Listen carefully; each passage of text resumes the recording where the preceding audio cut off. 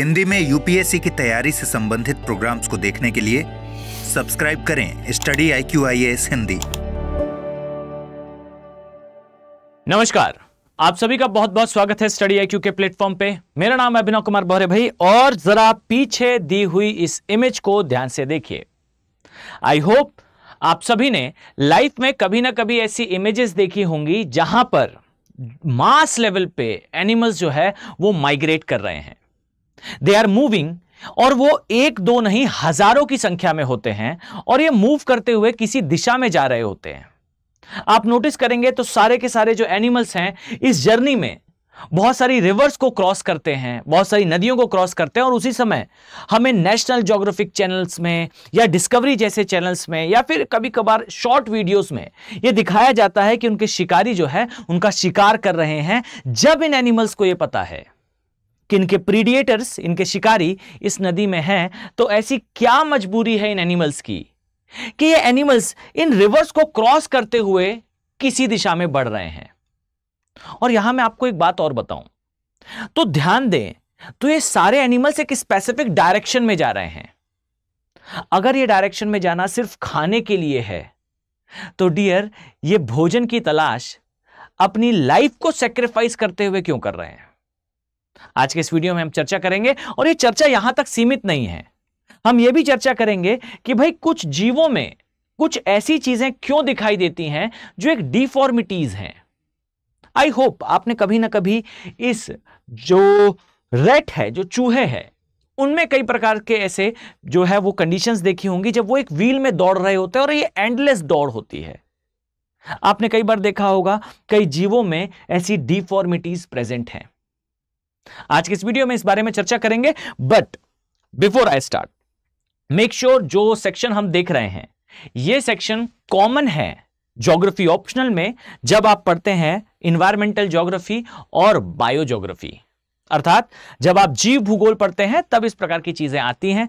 काफी ज्यादा रोचक होता है ये ऑप्शनल, और अगर आप मेरे साथ इस ऑप्शनल को पढ़ना चाहते हैं, अर्थात भूगोल वैकल्पिक हिंदी माध्यम विशेष अगर आप पढ़ना चाहते हैं तो डेफिनेटली 15 अक्टूबर से इनमें बैचेस स्टार्ट हो चुके हैं, क्लासेस स्टार्ट हो चुकी हैं, और 31 इस माह की अंतिम तारीख तक आप इन बैचेस का पार्ट बन सकते हैं। मेक श्योर कि अगर आप इन बैचेस का पार्ट बनना चाहते हैं तो टाइमली इन बैचेस को ज्वाइन कर लें, बिकॉज क्लासेस स्टार्ट हो चुकी हैं।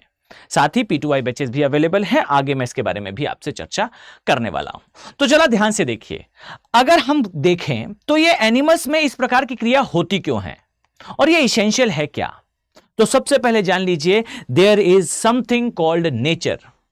नेचर चाहती है कि एनिमल्स माइग्रेट करें, और इस माइग्रेशन से, इस प्रवासन से दोनों का ही फायदा है।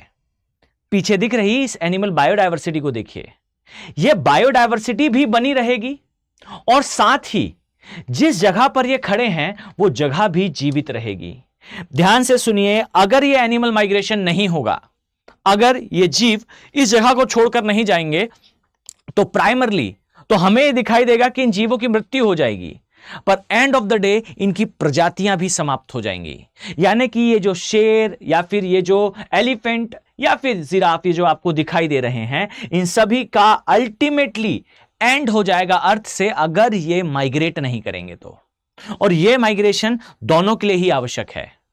ध्यान से समझिए, हम बात करने वाले हैं डिफेंस मैकेनिज्म ऑफ प्लांट्स की। जी हां, ग्रासलैंड एरियाज वास्तविकता में अपने आप को बचाने के लिए अपनी जो घास है, ये जो घास के मैदान है, ये अपने आप को जला दिया करते हैं। क्या है ये पूरी कहानी? तो जरा ध्यान से देखिएगा। सबसे इंपॉर्टेंटली तो आपको पता होगा, ये एनिमल माइग्रेशन की जो इमेज आप देख रहे हैं, ये है इमेज ऑफ बेसिकली सवाना। अब जरा ध्यान से देखिए, वर्ल्ड में किसी भी प्लेस पर अगर मैं आपको बताऊं तो इस प्रकार से आप देखेंगे कि वर्ल्ड के किसी भी प्लेस पर अगर आपको मैसिव ग्रासलैंड का फॉर्मेशन दिखता है, बड़े स्तर पर घास के मैदान दिखते हैं, तो मानकर चलिए कि उन घास के मैदानों के एक तरफ आपको वन जरूर दिखाई देंगे, फॉरेस्ट इसेंशियली आपको दिखाई देंगे। और ये जो फॉरेस्ट हैं, ये फॉरेस्ट बेसिकली एक एनक्रोचमेंट करते हैं, अतिक्रमण करते हैं घास के मैदानों का। कैसे? तो एक सिंपल सी बात है भाई, इन पेड़ों के जो पोलन ग्रेन्स हैं, यानी कि इनके जो बीज हैं, सरल शब्दों में कहूं तो चिड़िया के माध्यम से, पंछियों के माध्यम से, कीट पतंगों के माध्यम से, इंसेक्ट या मैं कहूं विंड के फ्लो के कारण याद रखिए कि इन फॉरेस्ट का जो आप कह सकते हैं पोलन ग्रेन है या बीज हैं, ये उड़कर घास के मैदानों में प्रवेश करते हैं और एंड ऑफ द डे याद रखिए कि इन घास के मैदानों की एंडिंग हो जाएगी क्योंकि इनमें फॉरेस्ट का एनक्रोचमेंट होगा। यानी कि जो घास के मैदान हैं, जो फॉरेस्ट एरिया के पास हैं, इन फॉरेस्ट एरिया के पास स्थित घास के मैदानों का अंत निश्चित है। अब आपके दिमाग में हो सकता है प्राइमरली ये प्रश्न आए कि सर ऐसा कैसे संभव है कि जितने भी घास के मैदान हैं वो किसी जंगल के पास ही हों। तो इतना समझ लीजिए कि भाई किसी भी एरिया में अगर वो ट्रॉपिकल प्लेस में आता है तो उस स्थान पर वेस्टर्ली और ईस्टर्ली का इफेक्ट आपको दिखता है। ये ट्रेड विंड हैं, किसी भी कॉन्टिनेंट में ये ईस्ट की डायरेक्शन से एंटर करती हैं। जब ये एंटर करती हैं तो अपने साथ मॉइस्चर लेकर आती हैं और इस मॉइस्चर के कारण इस एरिया में बारिश ज्यादा होगी। जैसे जैसे इस कॉन्टिनेंट को ये डियर क्रॉस करेंगी वैसे वैसे जो मॉइस्चर कंटेंट है इन विंड के अंदर वो कम होता जाएगा। यही रीजन है कि आपको एक कॉन्टिनेंट के ईस्टर्न पार्ट में सदाबहार अर्थात एवरग्रीन फॉरेस्ट दिखते हैं, फिर आपको डेसिडियस फॉरेस्ट दिखते हैं, फिर आपको ग्रासलैंड दिखते हैं और लास्ट में आपको किसी भी कॉन्टिनेंट के वेस्टर्न पोर्शन में दिखाई देता है डेजर्ट। वाई? बिकॉज जो विंड है जो ट्रेवल करते हुए आ रही हैं, they are trade wind, they always enters from the eastern direction. हमेशा ये ईस्ट की डायरेक्शन से एंटर करती हैं और ईस्ट की डायरेक्शन से एंटर करने के बाद वेस्ट से बाहर निकलती हैं और यही कारण है कि ईस्ट के डायरेक्शन में बारिश ज्यादा है और बीच के डायरेक्शन में ग्रासलैंड है। सिंपल वर्ड्स में कहूं तो अब प्रश्न ये उठता है कि चलिए मान लेते हैं कि फॉरेस्ट के किनारे ग्रासलैंड होते हैं, तो ग्रासलैंड पर एनक्रोचमेंट ट्रीज का होगा तो ये तो समाप्त हो जाने चाहिए। पर मैंने जैसा कहा कि हमेशा नेचर हर एक एंटिटी को बचाए रखता है। अब आप यहां ध्यान से देखें, ग्रासलैंड अगर चाहता है कि वो सस्टेन करे तो इसके लिए ग्रासलैंड ने अपने आप में एक इवोल्यूशन लाया है, एक परिवर्तन लाया है और वो परिवर्तन है एक डिफेंस मैकेनिज्म। याद रखिए ये डिफेंस मैकेनिज्म हर एक जीव, हर एक पारिस्थितिक तंत्र में होता है। क्या है ये डिफेंस मैकेनिज्म? तो सिंपल सी बात है, ग्रासलैंड एरियाज को पता है कि भाई एक समय पर जब बारिश होगी तो बारिश होने के साथ ही वो बीज जो साल भर हवाओं के साथ चलकर इस दिशा में आए हैं, ये बीज फिर से उग आएंगे और यहां पर जंगल उगा होगा।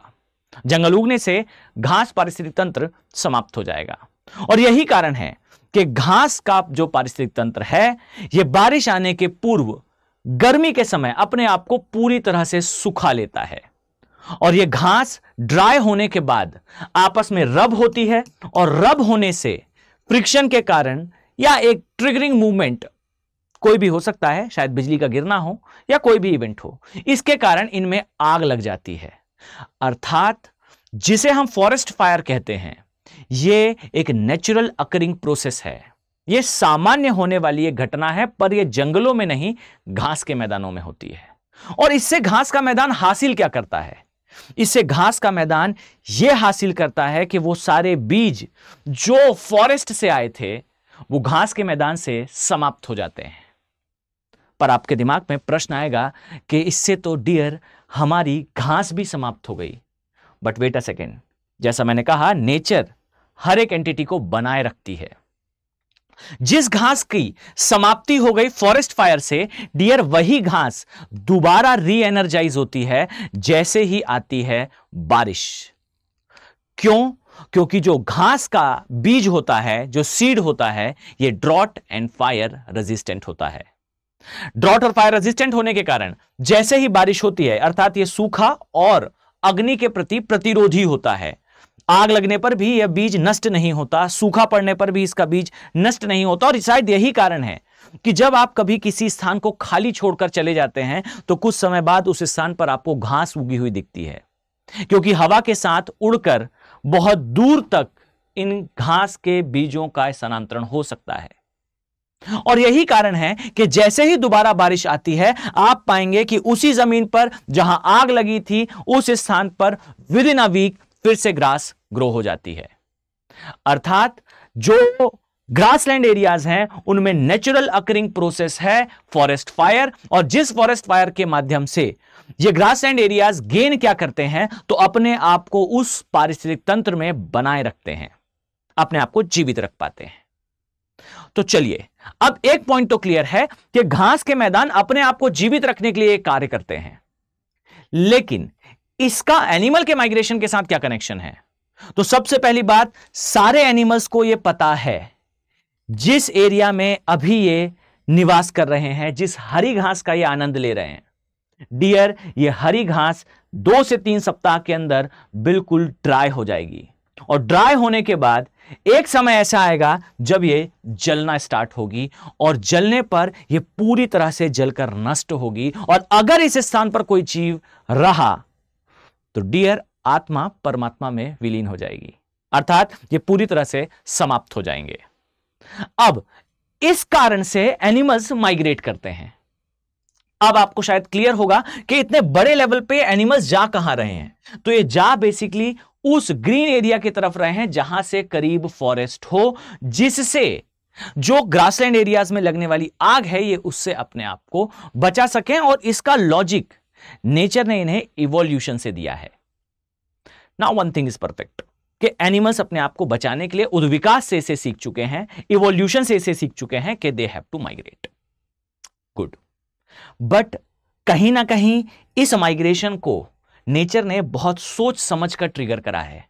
क्या यह माइग्रेशन इन एनिमल्स के लिए फायदेमंद है?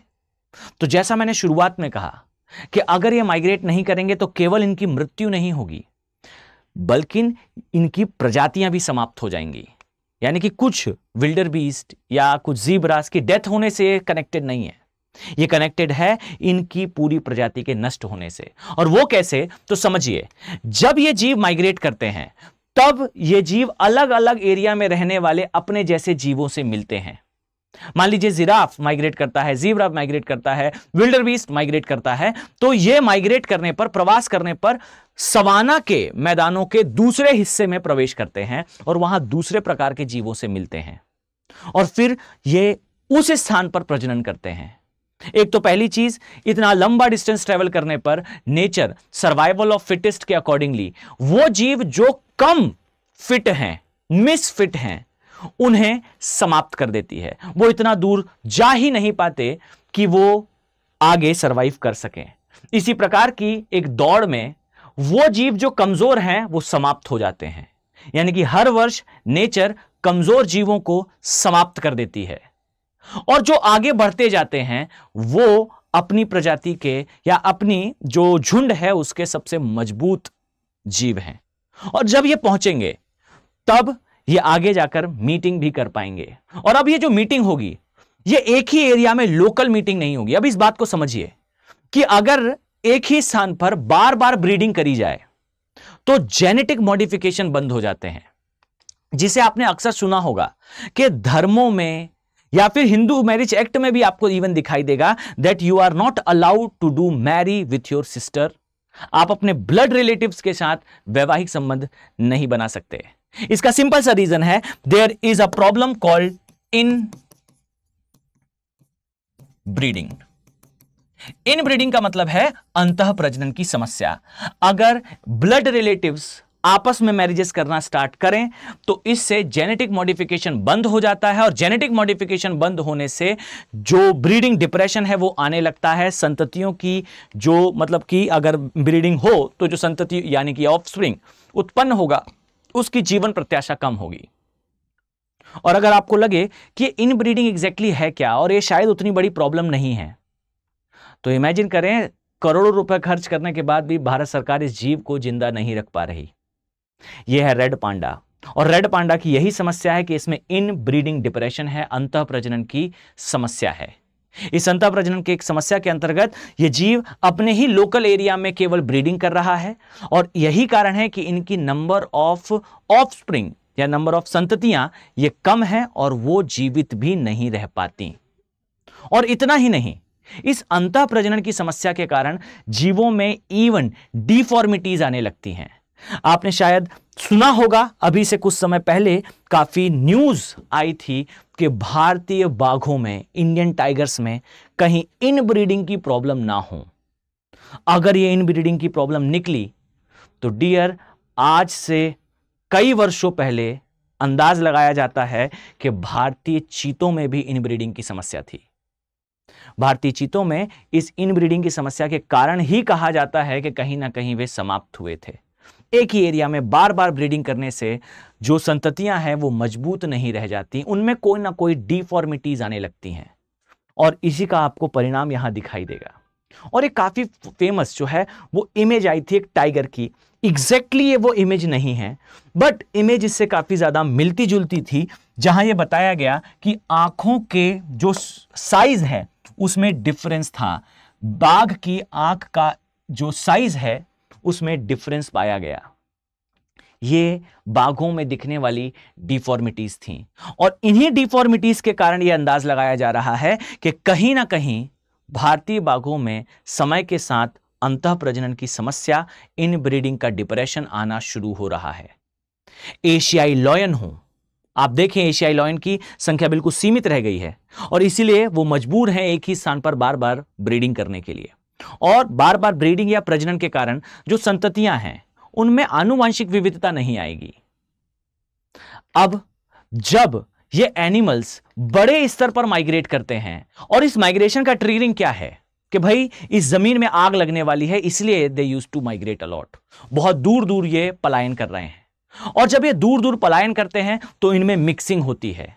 मिक्सिंग होती है तो नए प्रकार के उसी प्रजाति के नए जीवों से मुलाकात होती है, प्रजनन जो है वो सक्सेसफुल होता है, जेनेटिक मॉडिफिकेशन काफी होते हैं, आनुवंशिक विविधता आती है और व्यक्ति ज्यादा से ज्यादा स्ट्रॉन्गर होता है।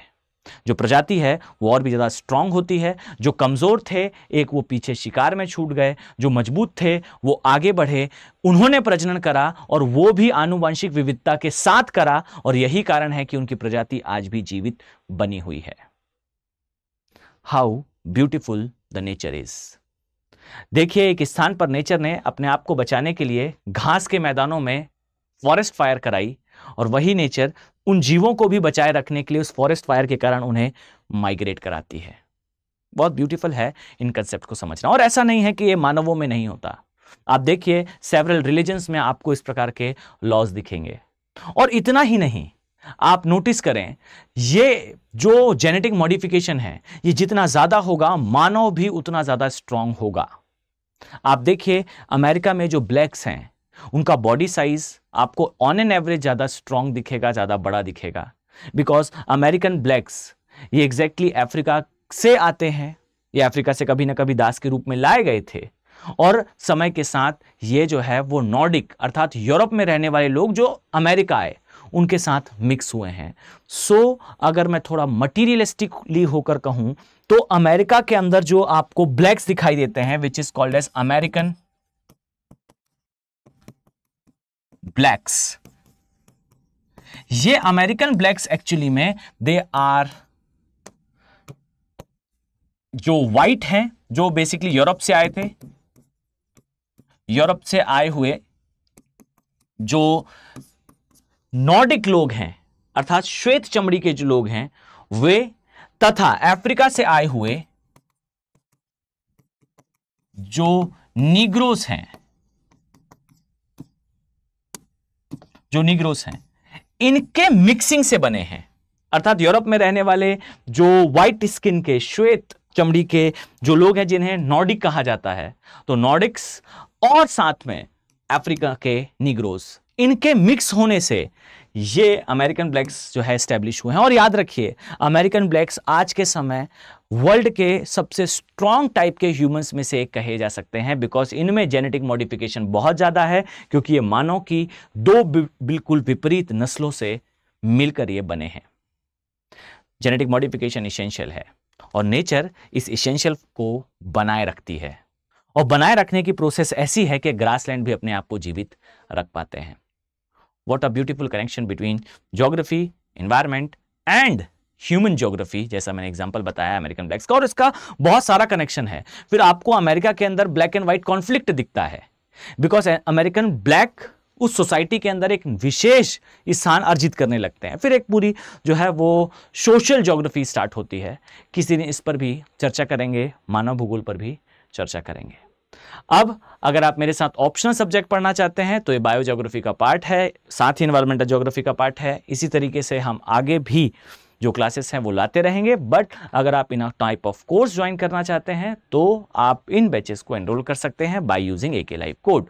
साथ ही अगर आप फुल फ्लेज तैयारी करना चाहते हैं तो स्टडी IQ के फास्ट ट्रैक बैचेस फॉर 2025, साथ ही P2I plus long term batches for 2026 and 7 ये अवेलेबल हैं। याद रखिए, इनमें फी रिफंड करना हो या 1-to-1 मेंटरशिप हो या फिर 11,000 का कैश प्राइज हर वीक होने वाले टेस्ट में टॉप करने वाले स्टूडेंट को दिया जाने वाला ये मोटिवेशन, ये सारी चीजें आपके लिए स्टडी IQ P2I बैचेस में प्लस बैचेस में अवेलेबल है।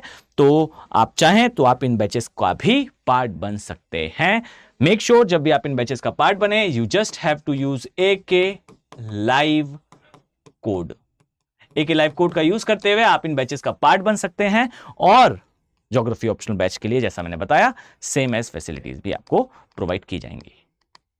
सो डियर, इस उम्मीद के साथ कि आने वाले समय में मैं आप सभी IAS एस्पिरेंट्स को इन बैचेस में देखने वाला हूं। चलिए मिलते हैं नेक्स्ट वीडियो में। Have a very nice day. Thank you. Hindi में UPSC की तैयारी से संबंधित प्रोग्राम्स को देखने के लिए सब्सक्राइब करें स्टडी IQ IAS हिंदी।